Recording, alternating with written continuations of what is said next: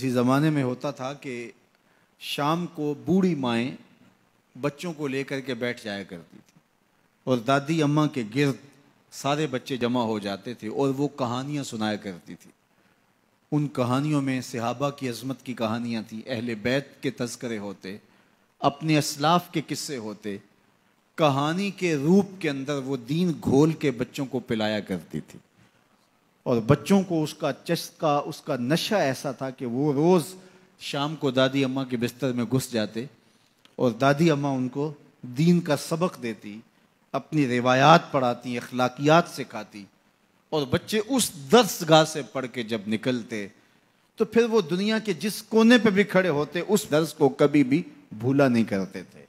جب سے دادی اماں کا بستر اجڑ گیا ہے، جب سے یہ کلچر دم توڑ گیا ہے اور بچوں کے اوپر اتنی کتابیں لاد دی گئی ہیں کہ انہیں فرصت ہی نہیں ملتی، اور جو باقی وقت بچتا ہے وہ ان کا سکرین کے آگے گزرنے لگا ہے، تو پھر دادی اماں کا بستر ویران ہوا اور بچوں نے وہاں سے جو سیکھنا ہے اس درس گاہ میں جس کے استاد فرنگی روحوں کے بے حس ڈھانچے ہیں، جو انہوں نے سکھانا ہے، تو پھر نتیجہ کیا ہوگا کہ بچہ جو فکر لے کر اور جو طرز زندگی لے کر اٹھے گا تو وہ کبھی بھی اس مزاج سے میل نہیں کھائے گی جو کہ ہمارے اسلاف کا طریقہ تھا، ہمارے اسلاف کا دیا ہوا مزاج تھا۔ آج ماڈرٹ اسلام کی بات کی جاتی ہے، جدیدیت کے قصیدے پڑھے جاتے ہیں اور جو اسلام کی روح سے ناآشنا لوگ ہیں وہ جھومنے لگتے ہیں، شاید یہ جدیدیت ہمارے لیے کوئی نجات دہندہ ہو،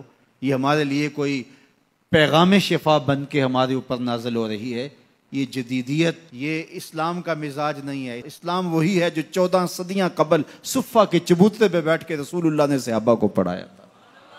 اسلام وہی ہے جو مسجد نبوی کی چٹائی پہ بیٹھ کے رسول اللہ نے درس دیا تھا، وہی اسلام ہے۔ اسلام نہیں بدلا، اور نہ ہی اسلام کے اندر کوئی ناسخ و منسوخ ہے کہ جو مشکل لگا اس کو نکال دیا، جو آسان سمجھا اس کو جو ہے وہ رکھ لیا۔ یہ خواہشات کا اسلام نہیں ہے، آرزوؤں کا اسلام نہیں ہے کہ جو مشکل لگا اس کو نکال دیا۔ رومی نے بھی ایک بڑے خوبصورت پیرائے میں اس کی نفی کی ہے۔ کسی زمانے میں وہ لوگ تصویریں چھپوایا کرتے تھے میلوں ٹھیلوں پر، اور تو وہ اس نے کہا کہ میرے یہاں شیر کی تصویر چھاپ لو، تو اس نے وہ مشین جس میں روشنائی ہوتی ہے اس کی جب پن جسم کے اندر ڈالی اور درد ہوا تو پوچھا کیا کرنے لگے ہو؟ کہا کہ میں شیر کا منہ بنانے لگا ہوں۔ اس نے کہا اس نے کون سا کھانا ہے؟ تو اس نے وہ پن باہر نکال لی، پھر دوسری جگہ جب داخل کی تو پھر درد ہوا تو کہا کیا کرنے لگے ہو؟ کہا شیر کی ٹانگیں بنانے لگا۔ کہا اس نے کون سا چلنا ہے؟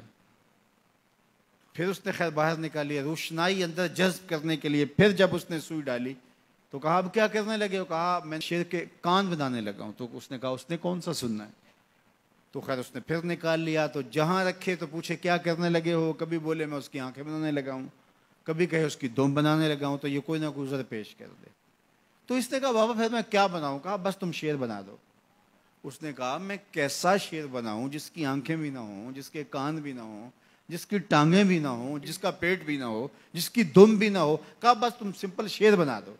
کہا کہ وہ شیر مجھ سے نہیں بنتا جس کے یہ اعضاء نہ ہوں۔ یہ اعضاء تو ہوں گے شیر بنے گا، لیکن جب بھی کوئی اعضاء بنانے کے لیے وہ سوئی جسم کے اندر داخل کرتا تو درد ہوتا، تو وہ اس درد کو برداشت نہ کر پاتا، کہتا نہیں اس کے بغیر شیر بنا دو، اس کے بغیر شیر بنا دو۔ تو میاں یہ جدیدیت کے نام سے جس اسلام کے لوگ بات کرتے ہیں، جو مشکل لگا اس نکال دیا دین سے، یہ دین میں ہے ہی نہیں، بات ہی ختم ہو گئی۔ اور آج مغرب بڑی تیزی کے ساتھ اصطلاح آگے لانے کی کوشش کر رہا ہے۔ پہلے وہ دہشت گردی کے نام سے پورے مسلمانوں کو مارا، ایک اصطلاح لے کر آئے، اور پھر بنیاد پرستی کے نام سے، اور اب جو ہے وہ جدیدیت کے نام سے امت پر حملہ آور ہو رہا ہے۔ اسلام وہی ہے جو کھجور کی چٹائیوں پہ بیٹھ کے ابو ہریرہ نے رسول اللہ سے پڑھا تھا، وہی حیا کی لپٹی ہوئی چادر ہے جو فاطمہ اوڑھتی تھی۔ اسلام وہی ہے جو مدینے کی گلیوں میں میرے حضور لوگوں کو دیا کرتے تھے۔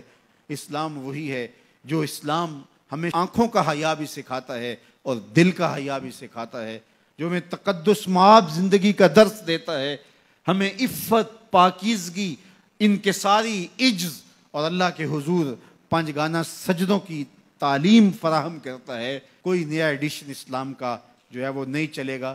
تو مختلف ادوار کے اندر لوگ آتے رہے، انہوں نے کئی طرزوں کے اسلام لانے کی کوشش کی، لیکن اسلام غیر متبدل نظام ہے، یہ کبھی بھی تبدیل نہیں ہوگا، یہ اللہ کی حفاظت میں ہے۔ اپنا منہ اگر کسی نے کالا کرنا ہے تو وہ کر لے، لیکن اسلام اپنی تمام چمک کے ساتھ ہر دور کے تقاضوں سے ہم آہنگ یہ دین، ہر دور کی ضروریات کو پورا کرتا ہوا یہ دین ہمیشہ لوگوں کو نور اور فیض بانٹتا رہے گا۔ اور اس دین کا ابتدا سے لے کر کے قیامت کے آخری شخص تک ہر شخص کی ضروریات کی کفالت اسلام کرتا ہے، اور سارے ادوار کی ضروریات کو یہ پورا کرتا ہے۔